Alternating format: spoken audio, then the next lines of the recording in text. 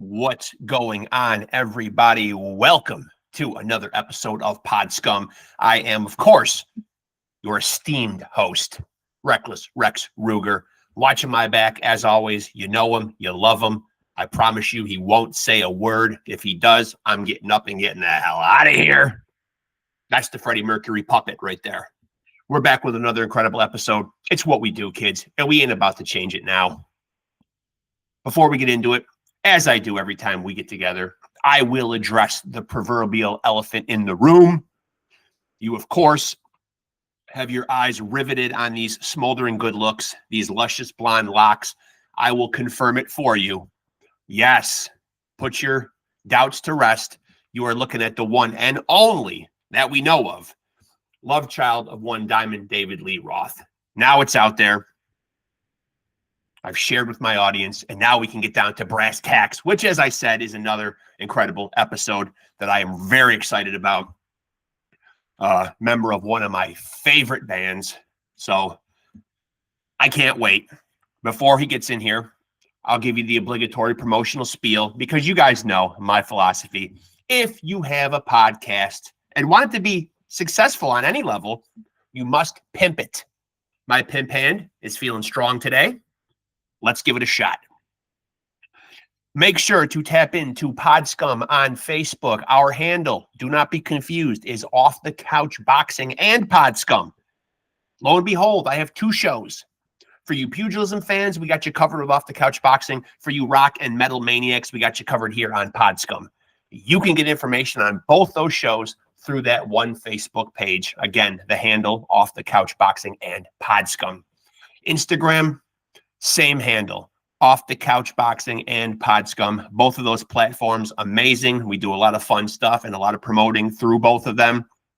Facebook, we let you know when new episodes are dropping, who's going to be on the episodes, and I put up lots of other newsworthy and noteworthy things, whether it's popping off in the fight game or the music world. So lots of cool little tidbits on there.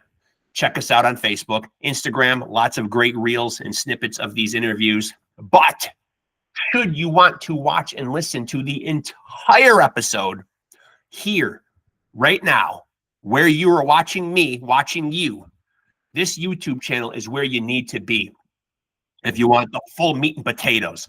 Make sure to like, make sure to subscribe, and make sure to, importantly, to tap into that notification bell. That way, you'll be in the loop when new episodes drop. My guest is here, so we're going to get into it. I'm excited, man. Let's go.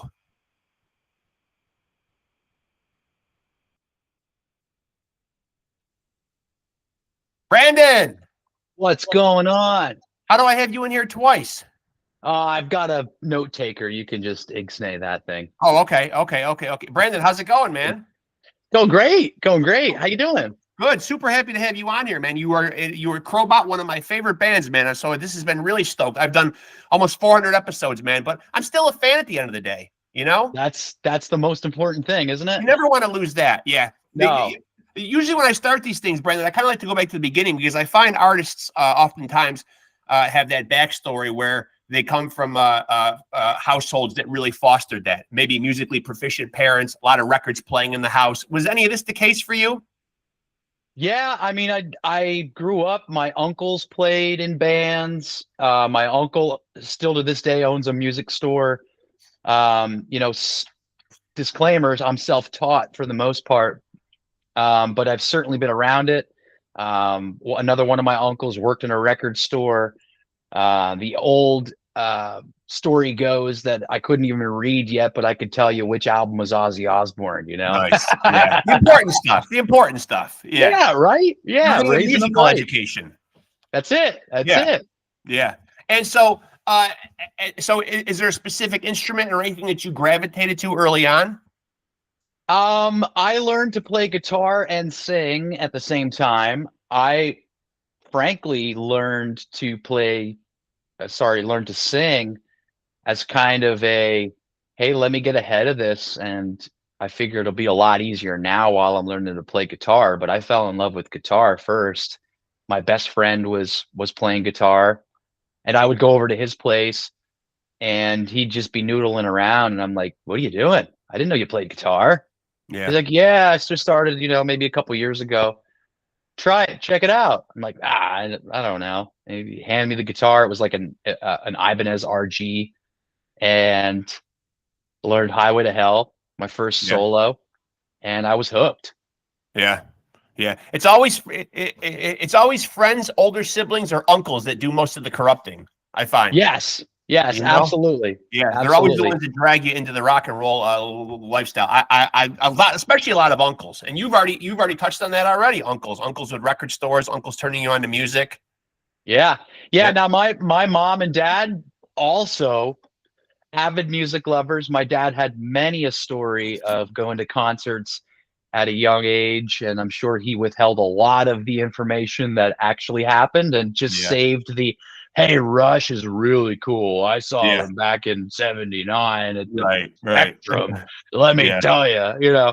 So I got right. a lot of that. I got a lot of secondhand concert going love. So that has certainly been instilled by my parents. My mom would have "Smash" by The Offspring in her vehicle Yeah, on repeat, and I love my mom, and she's not going to win Mother of the Year award for having "Smash" right, in the right. record player, but thankfully, that's what I was raised on. Yeah, it could have been worse. It could have been It worse. could Yeah. have been worse. You Yes, it could know, have I mean, we don't been. want to put. I mean, we don't want to put the offspring album at the bottom of all musical selections. No, absolutely not. No. Still one of my favorite records to this day. Yeah, you carry a piece of it with you because of that. For sure. Yeah, Absolutely. yeah. Now, because you are a vocalist, uh, uh, are you somebody that ascribes to any type of vocal care, or are you just a guy that can just get up there and belt it out? I've heard of from both schools of thought, guys that are very very diligent about warming up or taking care of their voice or ascribing to certain rituals. Yeah, I'm very ritualistic. I'm that guy Okay. because I know that I worked for it, Yeah. and I know that it's not it's not God-given. I don't believe in that. I believe that you work for it and it's the 10,000 hours. Yeah. And Yeah. I've learned also to take care of myself. I'm not a drinker. I really and life on the road is hard enough, so I do everything that I can, and my survival kit and things that I do are definitely somewhat of a voodoo, and I still stay strict to it, strict to the regimen. Warm up, drinking honey, warm Yeah. water, Yeah. alkaline water. That's on our rider because of me, and it's not Yeah. because I'm a diva. It's just because I know that some water it it dehydrates you more than it hydrates you. So I've Yeah. learned those kind of little things to incorporate into everyday life on the road. I don't think alkaline water makes you a diva. I think maybe like taking out the green, only having the green M&Ms or, what I mean? Like these type of stories are more diva-ish than alkaline water.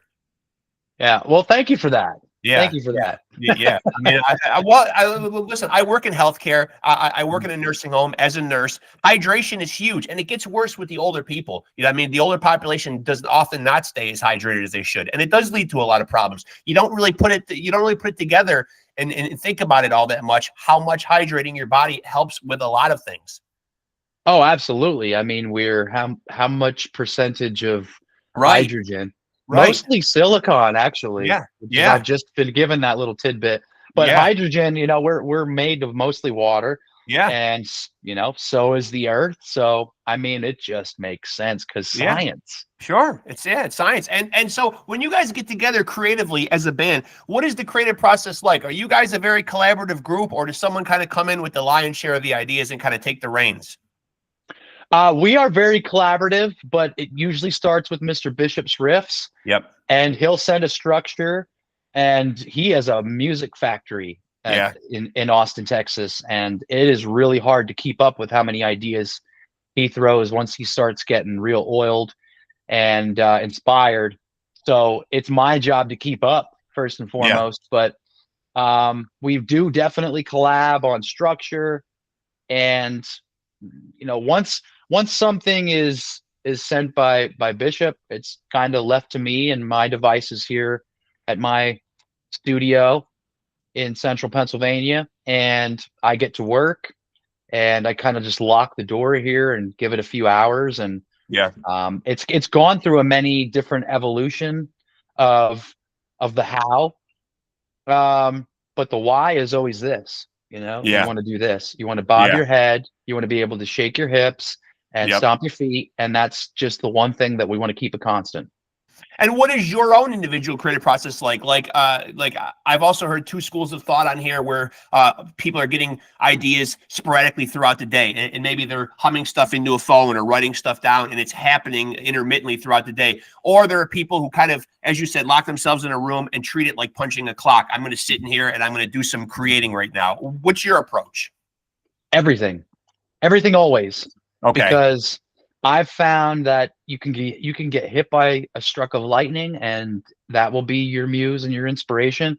And just plowing through any kind of writer's block. I've got a number of different books that I keep readily accessible, like song starters, where I just flip to a page and it says the word crush. Use the Yeah. word crush, Yeah. and then it never ends that way, but sometimes it starts that way, Right. and I just go through so many different processes, but usually the common thread is the things that float are the easiest and take the least amount of time. Yeah. Makes sense. Yeah. Yeah. It doesn't got to be a complicated process.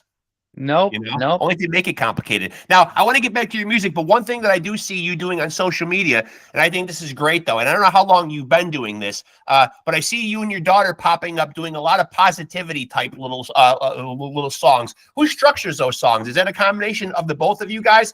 And they seem to be geared towards, possibly kids addressing the simple problems that they might encounter throughout the course of a day, which is great because I have grown kids, but now I'm doing the grandkid thing, so. Yeah.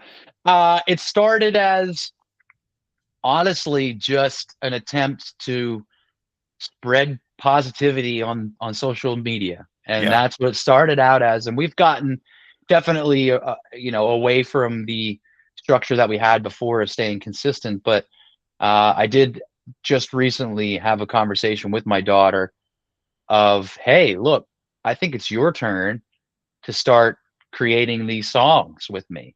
Yeah. And let me be your muse and let me be your vessel, because she's around the house singing her own songs. And Yeah. that now also I'll give the pitch of I just got done the last week. I started a music school here in Pottsville, Pennsylvania with a business partner of mine. So it's something that I'm all about, and all about mindset and positivity. And I think that's a huge part of who I am. Not only that, but what I put into my own art and how I approach a lot of songwriting and song themes these days. So that's, and I'm a father. So this Yeah. is how I want to shape and mold my children, is to be able to talk about things no matter how hard they are. Mental health is a huge thing, Yeah. especially now with these kids being on their devices for so many Yes. minutes a day. Yeah. I think it's very important to connect emotionally and just have some sort of structure around that. Yeah. And now talk to me a little bit about the music school. Is this kind of like akin to a school of rock type thing? Yeah, for lack of a better way of describing it, very Yeah. similar to School of Rock. It's called Let There Be Rock Schools, and we're operating out of Pottsville, Pennsylvania. But the MO is to get kids on stage. We do have one-on-one lessons, and we are accepting a great deal of students for a great deal of instruments. But what we really want to do is put kids in bands together and get them out there playing on stage and getting that real world experience. Yeah. Yeah. Yeah. And so when you guys put songs together as a band, speaking about CROBOT, one thing that I see nowadays, and I've seen it more doing this podcast, is when I look on and I'm putting my notes together for guests, and I come across albums that they've recently done, or projects that they've completed. I see album reviewers oftentimes now. This didn't used to be the case, but one thing that I see consistently showing up in reviews now is the length of the project, how many minutes it comes at, how many songs. And I guess this probably lends itself to the problem of the dwindling attention span. And as you said, the devices, our busy, hectic lives. Do you guys as a band put any thought or have conversations about how long do we want this project to be? People aren't listening to 70-minute Metallica albums anymore. It's sad that people don't drop the needle and go for the journey anymore. But we're so busy. It's track by track. It's making playlists. It's piecing stuff together. Do you guys put a lot of forethought into that? We didn't, but we do now. And Yeah. not to say that we put any kind of guardrails on anything, Right. unless we have a song and we're like, you know what, this one's pretty good. We might want to think about this being a single. So we, but that's also we are, to a fault sometimes, we're vinyl collectors and Right. enthusiasts. So we approach everything as, this is how we want the journey to be, and Right. for the fans to digest. So, but I will give you a little insight here, and this is a world exclusive insight, but Okay. we've changed the way we're going to be releasing track listings, Okay. and we've sort of approached things now where we're going to have different track listings for the vinyl and CD, and you're going to get a different track listing on the DSPs. Okay. I think we lost your camera went down a bit. We did. Yeah. Yeah, it does that. Let me fix it. Yeah. So you plan on, so specifically, what does that mean? So you plan on like a different release format? Just track listing. Okay. Okay. Just different track listings. Yeah, this thing got real wonky on me. Sorry. That's all right. That's all right. I've learned a long time ago, there's no crying in podcasting. Anything that has gone wrong in my years of podcasting has gone wrong.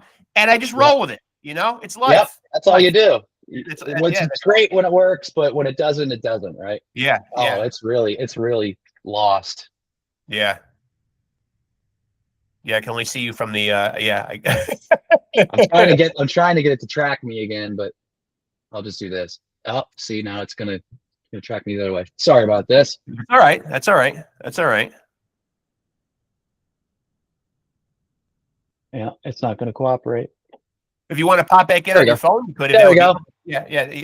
There you go. And so, so do you guys have a definitive feeling on what works best for you guys as a band, LP versus EP? Because we are seeing music released much differently now. We kick around the idea often of EPs, because we when we write a record, we write so many songs. Right. We're often left with a lot of tracks that just don't get used, and it's not because they're not great songs. It's just sometimes it doesn't fit the vibe. Sometimes, this collection is a lot more rock and roll, and maybe that's what we're going for. Or this collection's a little maybe a lot heavier and darker, and that's really what the last record was. It's just like, oh, some of these songs are getting pretty dark and heavy, so let's roll with that. So I mean, it's tough to operate in a way where you let that guide your hand. I think we're always in the business of releasing at a consistent rate, and however much we can in a given time, without barraging people too much. But if it were up to us, we'd go back to the 70s and we'd be releasing a record a year. Yeah. So you guys don't have a definitive timeline on the space between projects, because there used to be that kind of template for an album cycle. Put on an album, 2, 3, 4 years, next album. No, I mean, when we release and the new record comes out, we usually get started right away. We don't waste any time, because it's who we are. It's like when we started, we're music fans too, and that's. We love to create. We also love to create. We love to tour. We love to perform on stage live, but we also love to create and collaborate together. So that's half of who we are. So we don't ever lose that, and we don't ever lose that fire. That was going to be my next question. I'm glad you brought that up, because you did mention being a parent and having a family. You've been at this for a while. What is your relationship like with touring? Because obviously, having done so many of these, there are people, obviously you love going all over the world, seeing different things, but there is a tediousness to touring, leaving behind your creature comforts, family life, stuff like that. What's your relationship like with touring? Where do you stand on it at this point in your career? I love touring. I Yeah, absolutely love touring. I hate being away from my family, sure. but also, I'm the one crying these days, and my Right. daughter's like, "Dad, I got this." She's Yeah. 7, right? And she's like, "We got this, Dad. Yeah. Trust the process," Yeah. and I'm like, From the mouths of "I love babes. you." Yeah. Yeah, yeah, Yeah. but I love you. I'm gonna miss you. Yeah. But we just got done. This last tour was probably the most intense we've toured in a good while. Yeah. Certainly the most we've toured intensely since my daughter's been alive. So Yeah. it was a real test. We went right from a full US 30-day tour with Atomic Bitchwax. We had a week off for Thanksgiving. Then we Yep. went right overseas and spent some time over there. So it was testing, and it was around the holidays too, which made it a little Yeah. extra Sure. intense. But truth be told, we love it, and I think my wife kind of loves when I'm away too because she gets her stuff done and I'm not in the Yeah. way. Right. We love it and hate it. It's a bittersweet thing, you know. Yeah, you did mention some of the material getting darker at times. How has the creative process like, and how has music manifested itself through you now that you are a parent? You know, what I mean, how's the approach changed? Oh, it's pretty amazing for me to hear my daughter just kind of find herself in her own voice. I listen to what she sings and what she's upstairs in her room singing about and some of the melodies I keep under my hat. I'm like, wow, that's a good Yeah, melody. yeah, And if a kid's singing it, that means it's learnable, it's repeatable, right.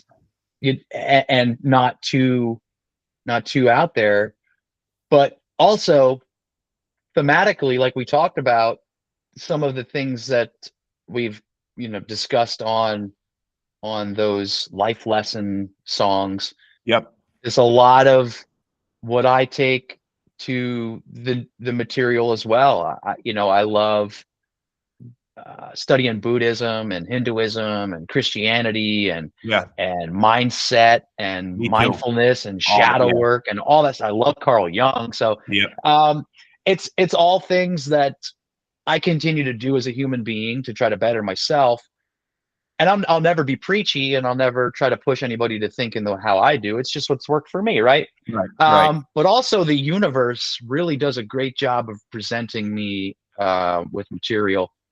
The last record was full of just synchronicities and weird happenstance that I find it harder and harder to believe in coincidence these days. So I guess it's because I look too, which is also the thing that I try to keep in perspective, is that Yeah. a lot of people just turn off and put their nose down and just keep to the grindstone, and I'm certainly you know I'm guilty of that as well, but I really have just taken a lot of time to observe things and Yeah. listen and truly listen and just kind of be still, and it's amazing how much material the world will give you. Got to take yourself off autopilot once in a while. Yeah. Look around. Yeah. You do. Yeah. For Yeah. sure, for Yeah. sure. Yeah.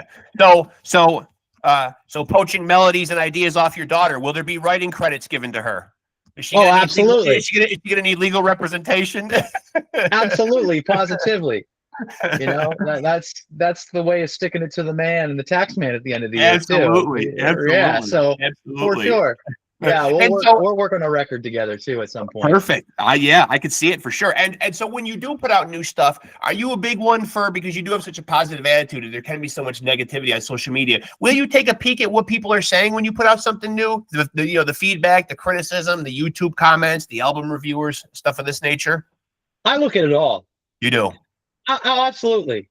But I've got thick skin. My other career is real estate. So you can't say anything to me that somebody on the other end of a cold call hasn't already said to me. Yeah, absolutely. Yeah, So, absolutely. come at me, Yeah. bro. That's kind of Yeah. where I'm at. And look, I'll be the first to admit, like, I'm not for everybody. My voice, my vocal approach is just not for everybody. I get it. Like, I don't take it personally. I'm cool. I'm cool with me. Yeah. And that's my work to do, right? I look at any kind of negativity as like, yeah, you don't have to get it. It's fine. Like there's so many billions of people in this universe and more. And I don't get stuck on that. Does it hurt sometimes? Absolutely. I'm only Yeah. human. I'm Right. I'm made of emotions as well. Yeah. But I don't let it, I don't, I let it up at the door over there. I don't let it carry into this and let it structure how I'm going to write or what I'm going to write about. Gone are those days, and those were record execs in our ears. Like, all Yeah. right, you got it. Not so many songs about dragons and wizards. Okay, Yeah. it's not Right. it's not relatable. Like Right. relatable to who? Right. Like Frodo Yeah. and Sam might say different. So Yeah. Yeah. Yeah. shame on Exactly. you. Exactly. Bilbo Baggins might like this song. Exactly. Yeah. Sometimes we write for Bilbo Baggins. Right. Right. Right. And so I want to ask you about your own listening trends. When you're around the house listening to music, in your car listening to music, are you the type of music fan that kind of listens to the stuff that's always been familiar to you, or are you looking and trying to discover like newer bands? I don't know. I don't know if you stream or not, or if you're out to explore new music, or are you kind of one of those listeners that falls into the comfort zone? I'm still listening to the stuff I grew up on. I'm still listening to my in my wheelhouse that I've always felt comfortable. It's everything. Yeah. It's everything because I'll still go back and listen to some James Brown and be Sure. like, I never heard that before. Yeah. Or, Queens of the Stone Age, you're like, wow, I never heard that layer behind there before. Yeah. And it's all about where you're at when you're listening too. But going back to kids, like I'm trying to educate my kids. So I'll throw on Etta James, I'll throw on some Billie Holiday for Yeah. Presley, I'll Yeah. throw on some Elvis, because I know they're not going to get that anywhere else unless I throw Right. it on. And but I'm also like discovering Dave Brubeck and all this stuff that I is so old and also new. Like I grew up the person in high school that would be like, "Yo, give me 100 stack of CDs and I'll burn some shit you ain't never heard before, kid." Yeah. Yeah. And I'm Yeah. still on that journey. Like Yeah. me and my best of friends, we'll trade. Hey, have you heard of this? Oh, Yeah. that's really cool. That kind of reminds me of this. You ever hear this? Right. And we'll go back and forth, and that's my ultimate joy in life Yeah. is to be able to spread the disease Yep. of something that nobody has ever heard before. Like, and it's not anything other than of like trying to discover you as a listener. Like, oh, what do you like? Like, what do you Right. really like, man? And Right. I just love that journey of trying to figure somebody out by their musical taste. Yeah. Yeah. And so this is kind of a twofold question because you are a guitar player and you are a vocalist. As a guitar player, I'll start there first. Are there a couple of players names you could throw out who you feel like have really had the most impact on your approach to the instrument, your style of playing?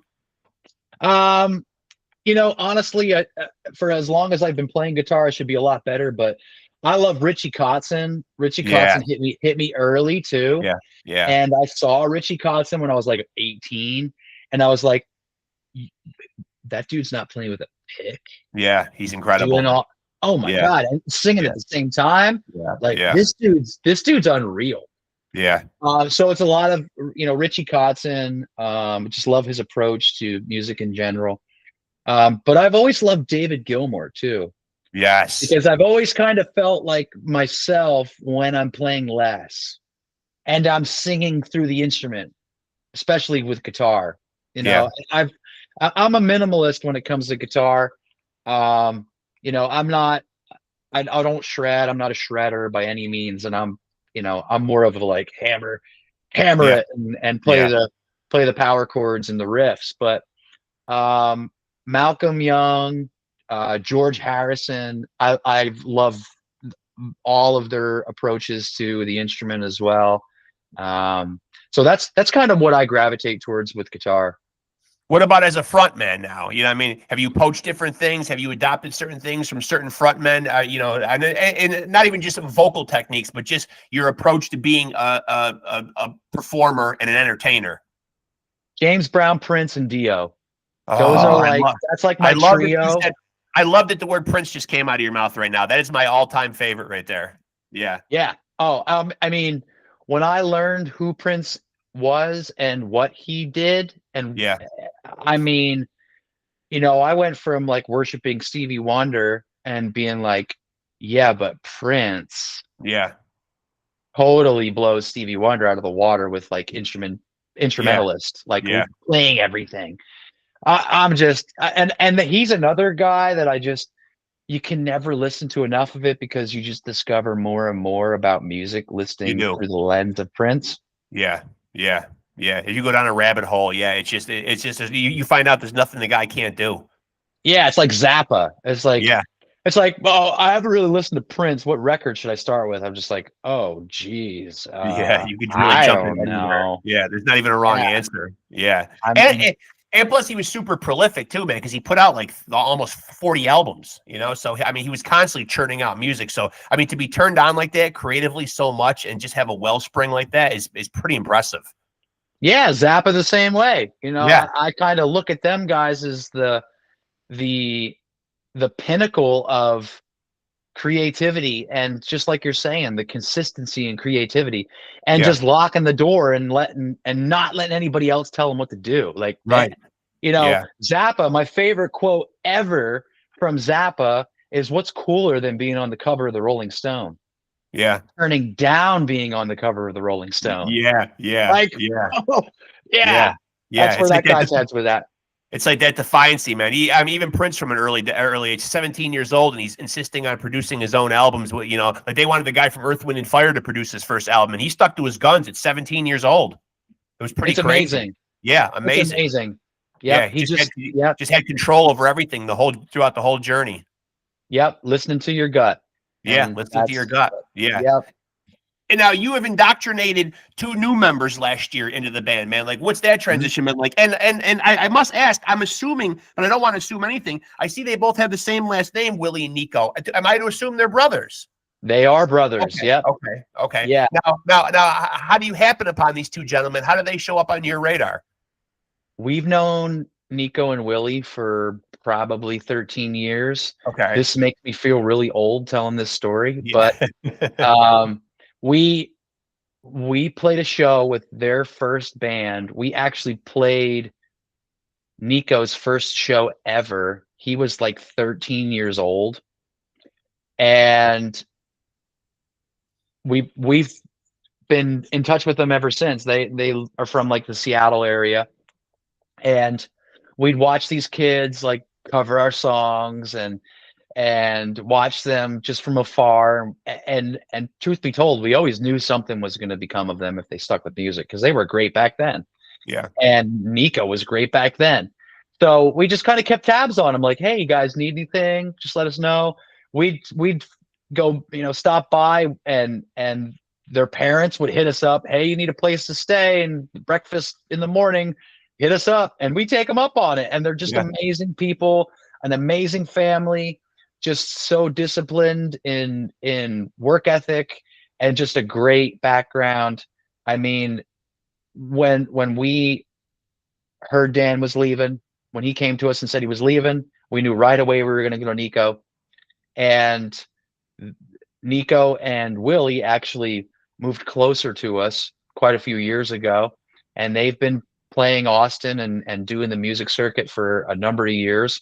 So we've watched them become themselves as musicians and be seasoned and doing the thing for years and years and years and years over. And it just made all the sense in the world for it to be right now. And they've breathed new life into this project. We started the recording process with a completely different project, scrapped it when we found out Pat was leaving and Dan was leaving. We scrapped the project that we had, and we kind of were like, all right, Willie and Nico, here's this mountain of material that we've been sitting on for 7 years, all 400 and some songs.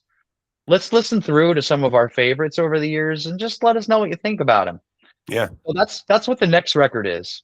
The next Okay. record is CROBOT through the lens of being a CROBOT fan, because that's how we approach the record. We were like, Nico and Willie are such huge fans of the band and love what we do, and we knew there's nobody on this earth that would care as much about our project as these two guys, because they love the band.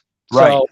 So we kind of let them steer the ship in terms of like what material we put in the next record, and I couldn't be more thankful and happy because of it, because a lot of these songs we've really felt a certain way about, and just for whatever reason, again, they didn't fit the vibe, or not everybody was into them, and we're jumping for joy that some of these songs get to see the light of the day now.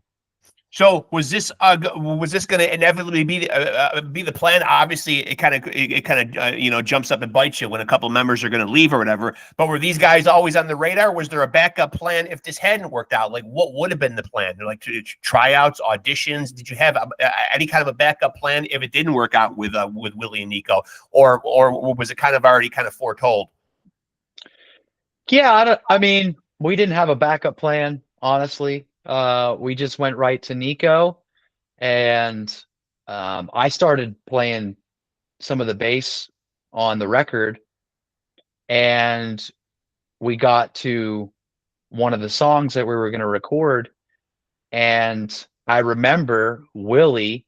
We tried Willie out previously, and he was in the room recording and writing with the demo, so he would have already gotten writer's credit.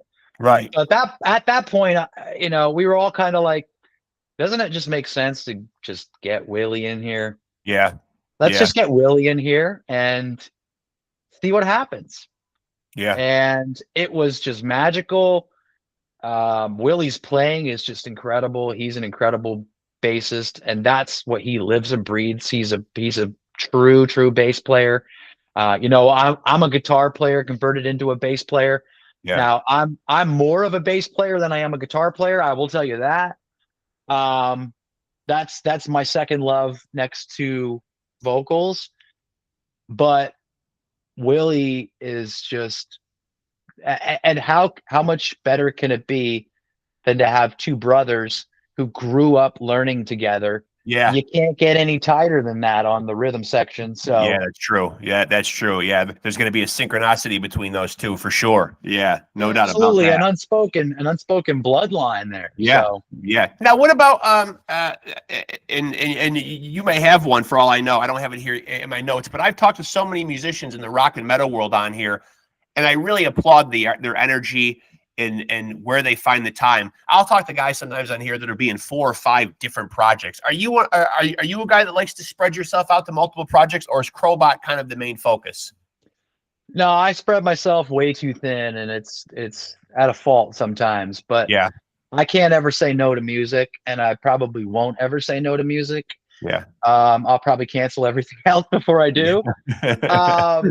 But yeah, the more opportunities I have to do the thing, as I say, I will always have open hours to do the thing. I will make them. I will lose sleep. But I am in some other projects. I can't really talk about all of them. All right. But I do as much as I can, as much as that comes at me, and always open to collaborate. I produce with bands. I write with bands. I record with bands. And, I've got the music school. So now I'm farming bands. Right. Yeah, literally. And now the rock and metal world is I don't have to tell you, they love the genres, they love the subgenres. Everything needs to seemingly fit into a neat box and have a label put on it. If people aren't familiar with CROBOT and they ask what genre of music you guys play, what do you tell them? I say we're somewhere between Black Sabbath and Soundgarden. Okay. And that's I say hard rock. I don't know, grungy hard rock. Yeah. But we're also funky and groovy. So it's usually a long-winded answer. Yeah. But that's usually where I start. And where does you were talking about different instruments that you enjoy playing, but where does the harmonica fit in there? I just haven't heard it much. No? And, and I'm like, I love The Wizard, by Sabbath, and I love Black Crows, and I love, I just love harmonica. What Yeah. happened to the harmonica? Will it So it make was its just way into something to your music? resurrect. Is it something that can make its way into your music? Are you proficient enough at it to infuse it into CROBOT music? Oh, it's been a part of CROBOT since the beginning. Yeah, it has, but like, will it continue to be like a focus? Oh yeah, like our last single, "Gun to My Head," that's got harmonica on it. There's a Okay. lot of harmonica songs on the new record. I'll tell you Okay. that. Okay. Yeah, Okay. yeah. So when the new record comes out and Obsidian dropped in 2024, so should we expect a 2026 release? Are you at liberty to say that, or more likely 2027? 2026 for sure, For 100%. sure. Okay. Okay. Confident in that. Yep. Okay. Okay. And you mentioned the infusion of a little more harmonica, but will it be a vast departure from past CROBOT albums? I mean, what can fans expect without divulging too much?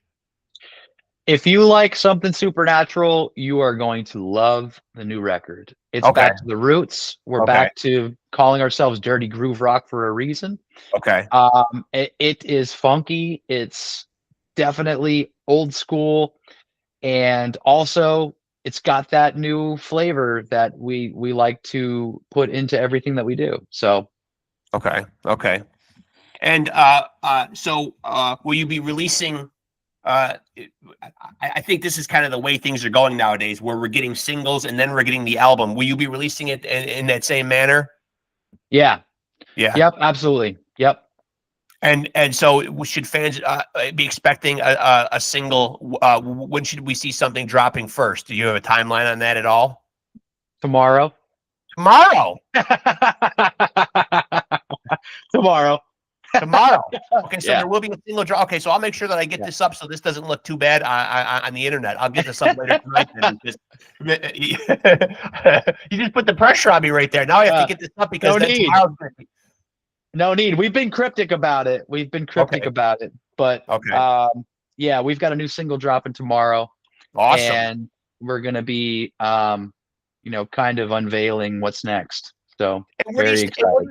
where do you stand on? Because I know a lot of bands do still use this as a marketing tool, and it does seem to be still pretty effective. Videos. Do you guys like making videos? Obviously, I'm 53 years old, so I'm from the MTV era when we watched them on TV. We watched Headbangers Ball. We watched all that good stuff, 120 minutes. Now we're watching them on smaller screens, obviously, computers or on our phones. But they do still seem to provide a band some traction and some extra promotional tool. Do you guys like making videos? I love making videos. I love making videos so much that I took it upon myself to learn how to do Yeah, everything. yeah, And a number of our videos are in-house. yeah, And some of them I've edited, some of them I haven't, some of them I've been a camera op on, some of them I've been director on, and I love it. I love telling a story through that medium as well, and I want to get more involved in that.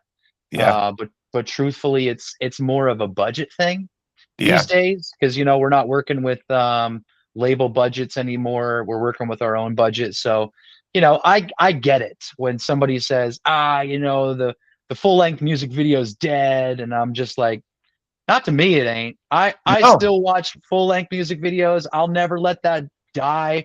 But I'm also the guy buying the vinyl and collecting the right, vinyl yeah, and making sure that I have a physical copy of things that I love. So, um, call me old school, call it what you will. I always look for an excuse to just be creative in whatever space. And so, what is the business side of CROBOT like right now? So, you guys are doing everything kind of DIY. We've got management. We're managed by Jeff Keller, who's been great. We've just started working with him at the turn of the year. We've got a new booking agent, and we're really excited about working with Ian. And aside from that, it's business as usual. This is a labor of love for us. Yeah, So yeah, we love this and are lifers, and we'll continue to do this at whatever capacity, and as long as people still care, we thank you. And it's amazing to continue to do things like travel the world and continue to keep up with these relationships that we've built over the years of touring and and fans that we call family now.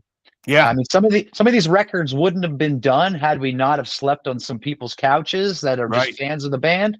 Yeah. So we'll never take any credit away from our fan base. They're amazing, and we continue to support them as much as they continue to support us. And it's a two-way street. And we love doing this. And until the day where promoters stop booking us and people stop showing up, we're always going to show up and put our hearts and souls, blood, sweat, and tears into everything that we do. We don't care how many people are watching.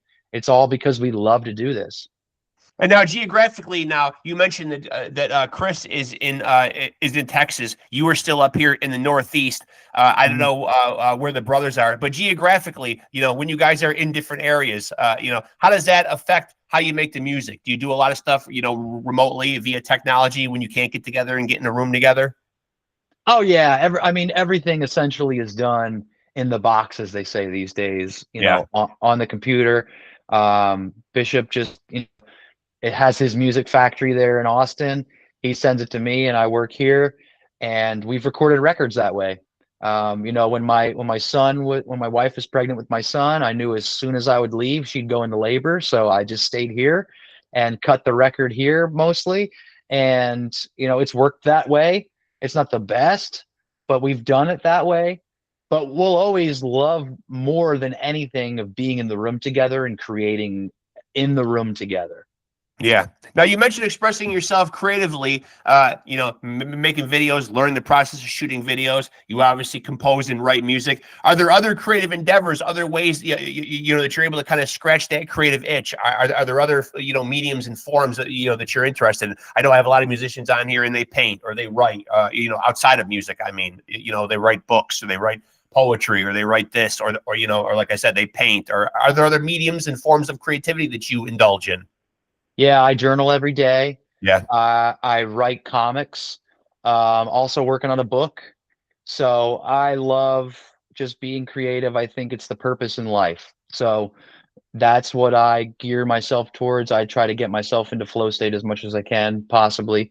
So I look for any medium. I'm not great at drawing, but I'm also trying to get better at that so I can not use AI for art. Right. So I'm trying to get there. I love just being creative, and I love anybody who is creative and tries to be creative. Again, I say it and I will say it until I'm blue in the face. I think that is the ultimate purpose. That is the best way that we can give back to the universe, is creating. And what does a Brandon YEAGLEY book look like? Are we talking memoir? Are we talking fiction? Are we talking something that we wouldn't expect? It's fiction. It Okay. might not be what you expect, but it might be if you've been a fan for a long time of my work. Okay. You'll understand that I'm a huge Douglas Adams fan, so it's very much in the vein of Douglas Adams.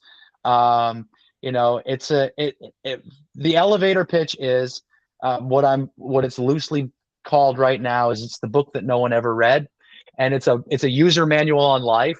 So the irony is, right, it's the book that no one ever read, but it's the user manual on life. So I'm in the midst of writing the first draft on that, and getting ready to put the next edition of the comic out, issue number 3 of the Legend of the Spaceborne Killer comic. That should be hitting shelves within the next 6 months to a year, and continuing to put those out as well. I just love storytelling. It's what I do in lyric form. It's what I do. I just love telling stories any way that I can.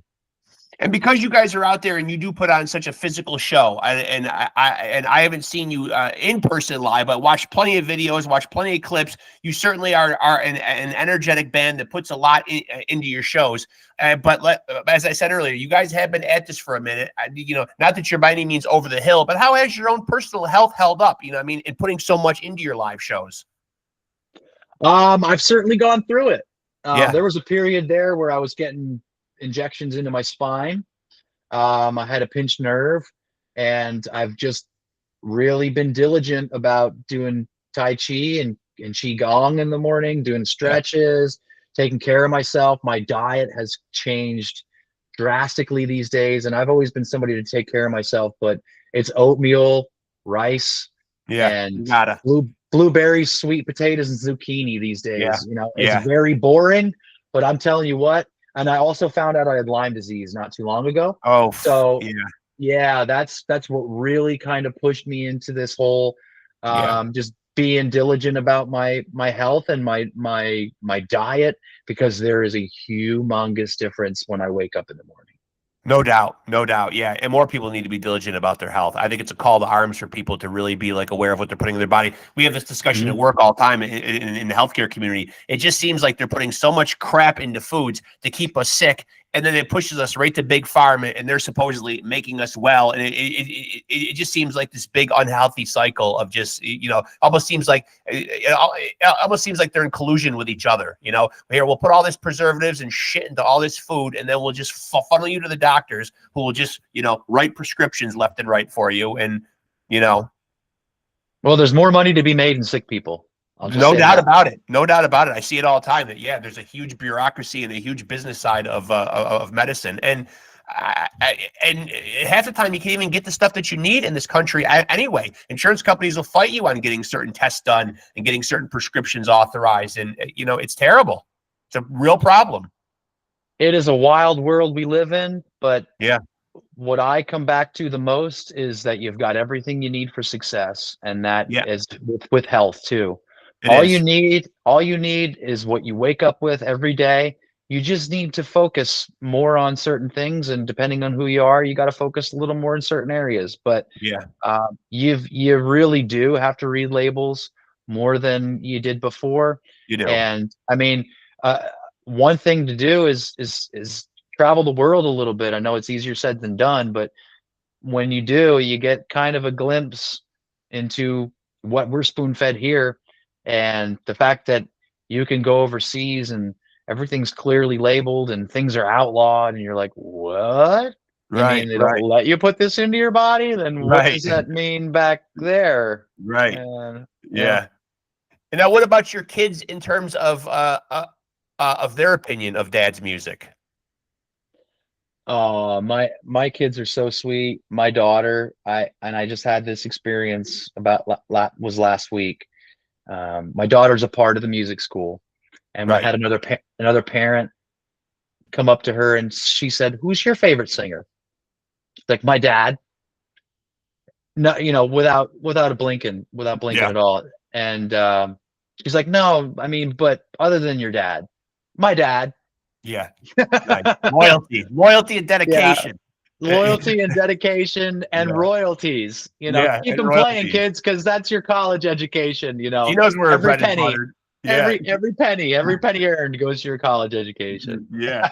And so what will the plan be like? The new music comes out in 2026, and then expecting what? Probably plenty of live shows, touring. Oh yeah. We're touring a lot this year. We're going out with COC in May. Hoping to have another leg of that in the summer, and then we're going overseas. Yeah, what a band! I love Corrosion. I love Corrosion of Conformity, man. I love those guys. I've been trying to go through their management. I've been trying to get a interview with either Pepper or Woody. I know they got a new album coming out, a double album nonetheless too. I mean, so yeah, it's going to be absolutely incredible, man. They are. I think the reason that I'm drawn to them is for the same reason I like you guys. You know what I mean? Just heavy enough. But you see, when I was younger, I used to like that obnoxiously heavy stuff. And granted, I have a lot of death metal and extreme metal guys on this podcast, and I do still pick my spots and enjoy that music. But as I've gotten older, I've realized that heavy takes on a whole different approach. When I was younger, I used to be looking for, it has got to be blast beats and fast and brutal and aggressive, and that's heavy. But then I realized that as I get older, man, other stuff can be heavy, like listening to Crowbar or listening to Corrosion of Conformity or listening to you guys. I mean, heavy can take on many different definitions. For sure. King Crimson gets heavy. Yeah, exactly. It's a great example. Yeah, King Crimson. Yeah, King Crimson gets heavy. Yeah, I mean, so it really is one of those very subjective things. Absolutely. Yeah. That is a hell of a bill, though, man. That is a hell of a bill. You guys getting to go out with Corrosion. Now, how does a tour like that happen? Is it just management puts it together? Are you on their radar? I mean, how is a package like that put together? Do you express interest in saying, hey, we'd like to be on that COC bill? thankfully it was management. Jeff put Yeah. that together for us because, like I said, we were in between booking agents. So Yeah. we were kind of scratching our heads a little bit, getting scared because all of a sudden we've got a record that we knew was going to be coming out, and Right. we didn't have anything booked. So that would have probably pushed the record back. And I really don't like saying that, but it doesn't make sense to put a record out unless you have some tours to kind of cheerlead and campaign it. So Jeff put that all together. That's all Jeff. So thank you, Jeff. And he really went to bat for us right out the gate. We're very thankful to have him in our corner now. But honestly, we would have submitted for a tour like that regardless. Yeah. And we've been on Motorboat with Pepper and have definitely come into contact with Pepper a few times to be cordial with them. But that it can happen a number of ways. It can happen just like Jeff stepping up to bat for us and making it happen, or a booking agent going to bat for us as well. Okay, so I save this question usually for towards the end. Sometimes it's the toughest question of the interview. Oftentimes people have a very clear, definitive answer. If I drop Brandon YEAGLEY on a desert island and he can only take one album, what's the desert island album? Black Sabbath #4. See, I somehow said it before you even came on here. I said, you know what? Brandon's going to be one of these guys that's going to be the guy that's going to have the definitive answer. He's not going to hedge. He's not going to hem and haw. He's not going to take a minute to think while I keep on like bumping my gums and trying to buy a little bit of time while he's thinking, which I have had to do with many guests. I figured you would have a clear, concise answer. And you did. You didn't disappoint. Yeah. Now I have to head the follow-up part, though, man. Why that album, though? What about that album speaks to you and resonates with you where you would want to be essentially dying on a desert island and that would be the soundtrack? Yeah, I said #4, but it's Volume 4.